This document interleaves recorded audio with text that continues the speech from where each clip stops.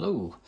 I've been waiting to make this video for quite a while now. I've been waiting for these picks for quite a while now. As you can see in the video, they are for the Yale certified type safe. This is a digital motor-driven bolt safe, so no solenoids for bouncing or anything like that. It does have a key override, which is the double-bitted 3x3 lock. Now, there's two picks here, which you can buy as a pair, or you can buy them separately. The reason there is two, as Yale no longer sells this safe, and they now sell this one, which everything is almost identical in there. The lock and everything is just smaller in every sense of its scale, which means if we were to sort of pick out for the top one, it would no longer work the bottom one. So two picks are necessary. That aside, there's another option that people are using for this at the moment is Golden Delicious and some other very expensive ones. The Golden Delicious ones are hard to get hold of right now. They're from China, you wait a long time, and when they do come, they're not ready to go for this safe. You had to file them up, so you'd need to have a lock to sort that out as well before taking it out on a job and getting it to work. Whereas these ones are made for it, so they come ready to go out the box. And we're going to demonstrate them. The original operation of this safe is we hit the enter. 1, 2, 3, 4, 5, 6. Obviously that might not be the code. Then we'll hit the key sign. And this opens with the motor-driven bolt. Hold it closed, hit enter, hit the key sign, and the safe is now locked again. So it's a double throw lock in there. We do need to pick this twice. On the second throw, hopefully we'll be able to demonstrate that we don't throw it all the way. We will just open the safe and then throw it back that way, because we do need to lock this back again if we want to put new batteries in and use the code if that was the reason. So two picks here. They're labeled differently, as we can see. One says Yale, one says Yale V2. V2, of course, is for the one at the top.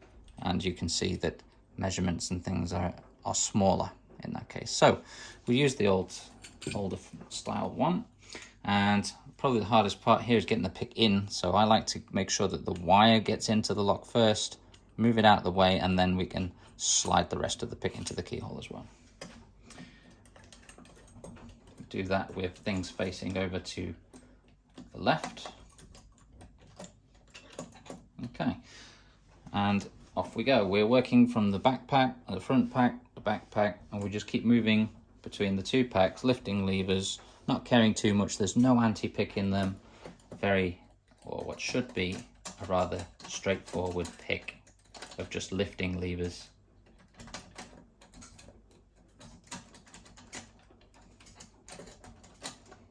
You do want to try and note when you bring your pick too far backwards, you don't come out of the lock and you're trying to pick the keyway of the lock. You don't want to damage your wire, so just be cautious of whereabouts you are in the lock. Okay, straight away we've got turn number 1. So we will send our pick round to do the second rotation. I'm not going to pick this safe back locked again in this video, just for the purpose of keeping the video a bit shorter.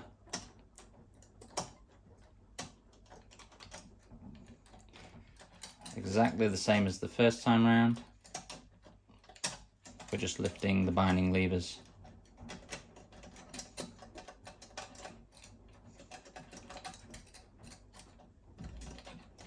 Go for the front pack, the backpack, the front pack, the backpack. It is possible to overlift these locks sometimes, so it's worth keeping some different wires. You can make your own sets of wires for these things. But if you just want to crack on with it, just go straight in with the normal pick.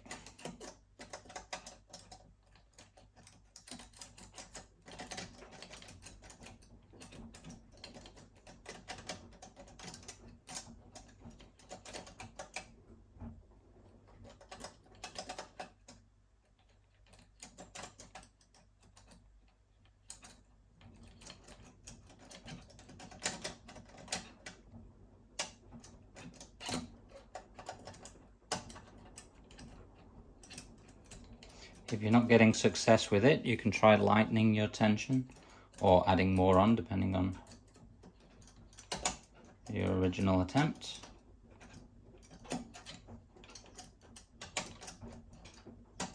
And there we go, we got the second pick and the safe is open. So I didn't throw this all the way.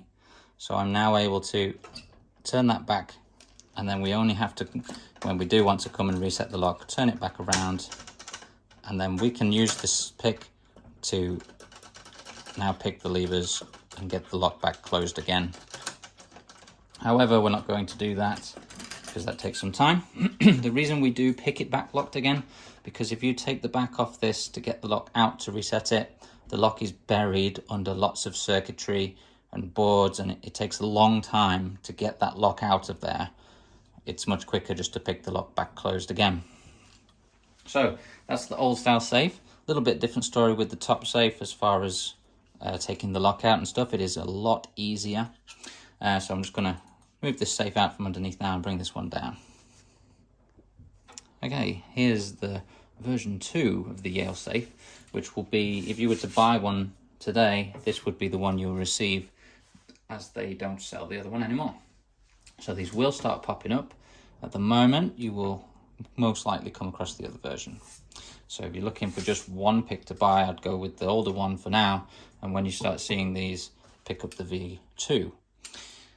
Right, so just as with before, it's a motor-driven bolt, so you would hit the enter sign. As it happens, there are no batteries in this one now, so it is a locked out situation if we didn't have the key.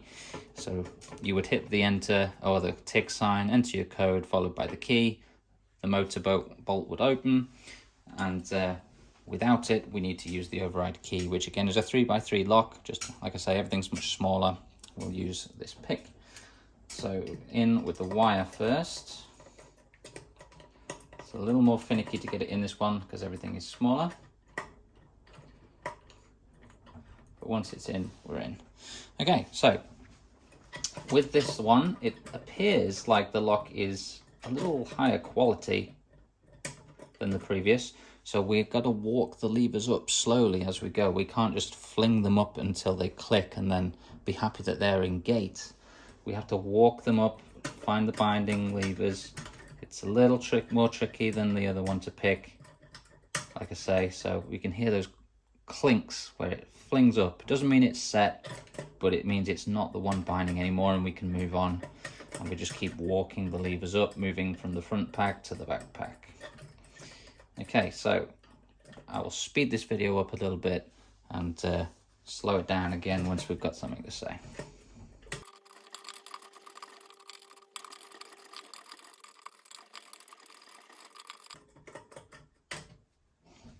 Okay, so we got the first turn on that one.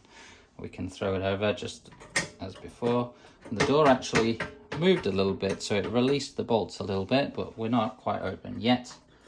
So we'll go around in for round 2, picking this lock. So again, we'll speed it up.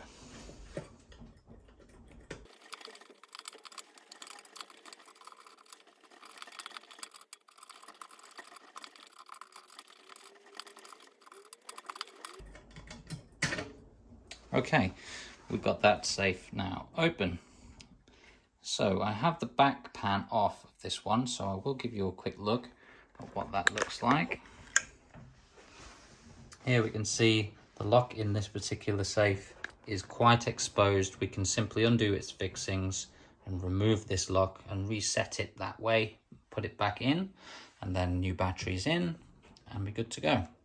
So much easier than the previous one, which has a lot of circuit board and everything over this lock, which we have to remove all the bolt work and everything to get to that safe lock that's in the other one. So definitely prefer this one. The safe lock is much better. And there we have it. If you want to get into these safe locks, I would recommend picking up a set of these picks. I will try and put a link down in the description below. Get your cell phone over there and pick some up. Thanks for watching.